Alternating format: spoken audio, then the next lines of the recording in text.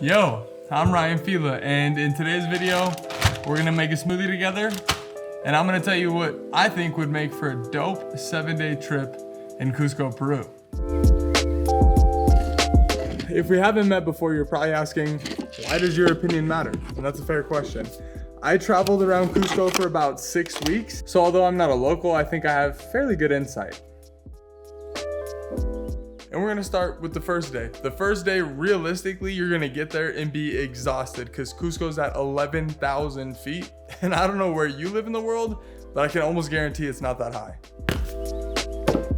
Now, along with also being exhausted, your stomach probably won't be able to digest properly for at least the first couple days. So on this first day, I would recommend going to a coffee shop. If you don't drink coffee, find something else to help your stomach. But again, if you do drink coffee, two of my favorite spots in Cusco are Cappuccino Cafe, which is right in the heart of like the old historic area, and it's gorgeous. They have a really good orange coffee that I had never tried anywhere else in the world until I got there. That's delicious. If you want something a little bit more local in terms of location and low key, one of my favorite places to work is called Beluati Cafe. It's on the other side of the city. Overall, my recommendations for the first day are pretty simple. Rest, hang out, see the city of Cusco, walk around a little bit just to get outside, hang out in the Plaza de Armas if you want to do something touristy or just unique because that part of the city is gorgeous, and eat clean because I know you might have an iron gut, but your stomach digestion will be off. And then get ready for a big second day. I think I'm gonna get that line again and start this blender. Between scenes, we had an accident.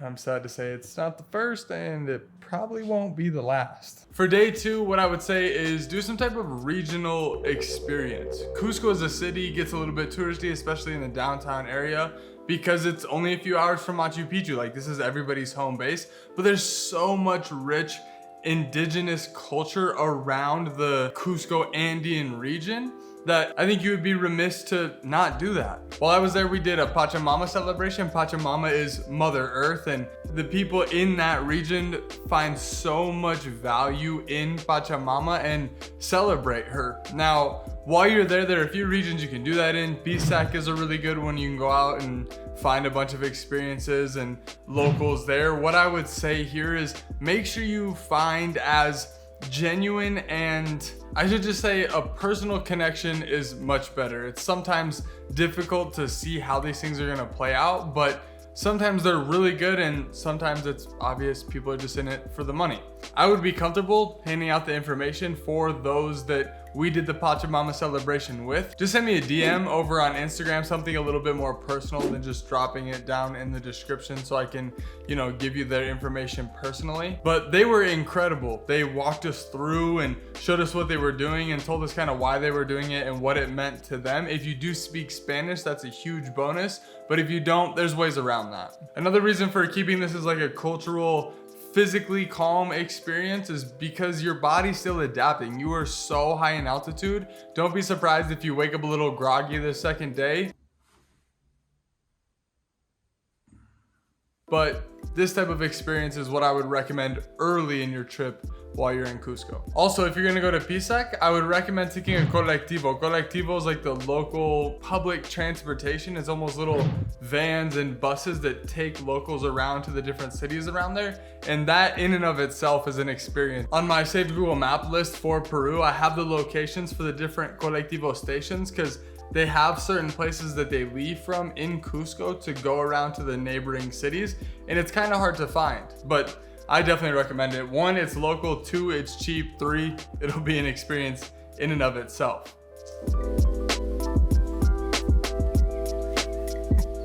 Now on day 3, it's time to buck up. You might as well just get out in the mountains. We're not gonna hike seriously yet, but you're gonna get up in the mountains. There's a place called Choqquequirao, which is almost like a hidden Machu Picchu that nobody really goes to because there's only one way that you get there, and it's a savage hike. It's like a 3-4 day hike where you hike a mile down vertically, a mile back up just to get there. Then you have to hike back out, which is dope. And if you have the time and the physical fitness, I would say do it. But we're not gonna go all the way there on day 3. On day 3, I would say go to Choqquequirauhuasi. Now what this is the beginning point of the hike where you can kind of, you know, walk the trail a little bit and see amazing views of the Andes Mountains and then come back.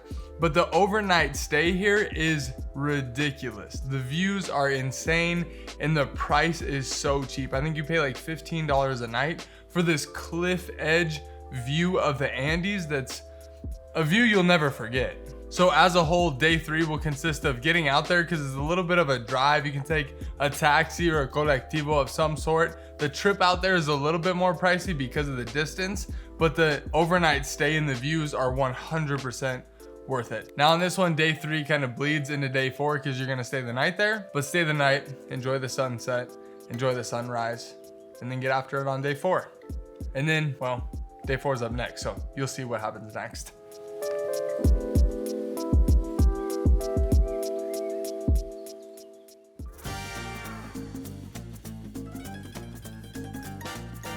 What are you doing?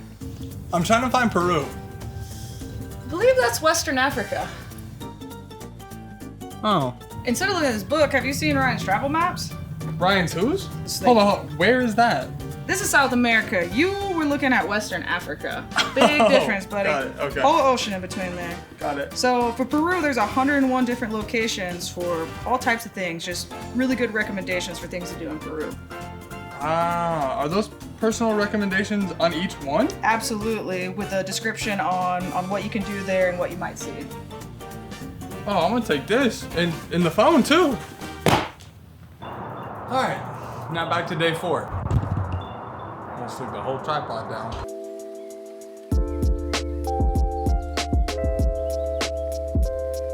On the 4th day, I would recommend taking it a little bit easy as well. That Choqquequirauhuasi is a ways away, and by the time you get back from that colectivo ride, you'll be a little bit tired. Those windy roads through the Andes can be a bit intense, and it's kind of a good excuse to check out the city a little bit more because Cusco has a lot to offer. In that area, guinea pig is something that's traditionally eaten from the indigenous people, so if you're a meat eater, you can check that out. I'm a vegetarian, so I would recommend a few places that have good vegetarian food, like Greenpoint. That place is awesome even if you're not vegetarian.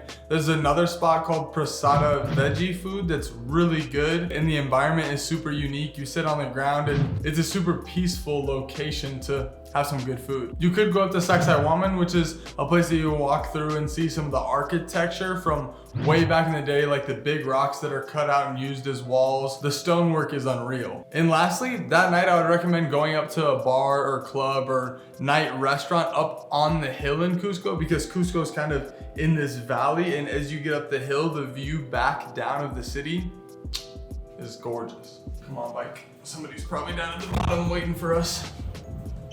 Oops. I'm gonna lose the camera. Now, day 5. Today's the day that you've probably been waiting on since you got to Cusco. It's the reason you probably came here, and it's Machu Picchu. What I would do is, if you have 7 days in Cusco, I would make Machu Picchu a 2-day adventure and head up on the train today, then spend your night in Aguascalientes so you can get up early in the morning and be one of the only people tomorrow morning in Machu Picchu.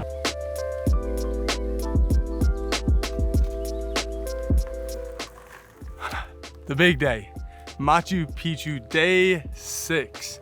I think leaving a whole day open for this is a really good idea when you're planning your trip. And the reason I tell you to do 2 days instead of 1 if you have a week is because what that night allows you to do is book the early session at Machu Picchu. And if you hike there in the morning instead of taking the bus, which by far the majority, I mean 95%, at least take the bus.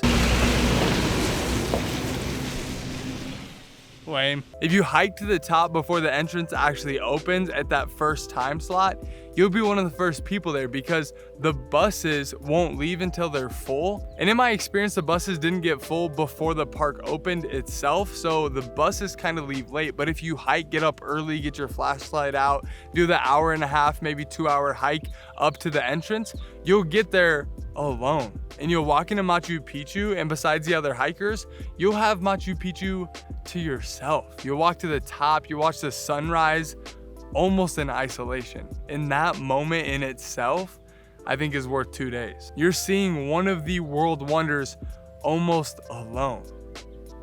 I don't know how much better it gets than that. And that's pretty much your week in Cusco. Day 6 is pretty well dedicated to Machu Picchu. Get up there and take as much time as you want, or they'll allow you to. Come back down, take the train down. If you want to see all the ways that you can get up to Machu Picchu, I did make another video talking about all the different ways because it's a little bit confusing. And the train isn't the cheapest, but I would say it's one of the richest experiences, especially if you don't have the time to hike. The train is gorgeous. You're curving in and out of the Andes Mountains. You pass by some of the Inca Trail. It's immaculate. So day 6, take it back down, get back home, have your evening, have a nice dinner. And then day 7, wake up. I would say take some time to journal, reflect, write some thoughts out, and take some time to digest the experience that you just had. Especially if you're somebody who hasn't traveled a lot, this week could be a life-changing week. And taking a moment while you're still in it to reflect, I think that's worth it. Then pack up and head back home. Again, I'm Ryan Fila. I hope you enjoy your trip out to Cusco. And between this video and the next one, I hope you go out and live your own limit. Peace.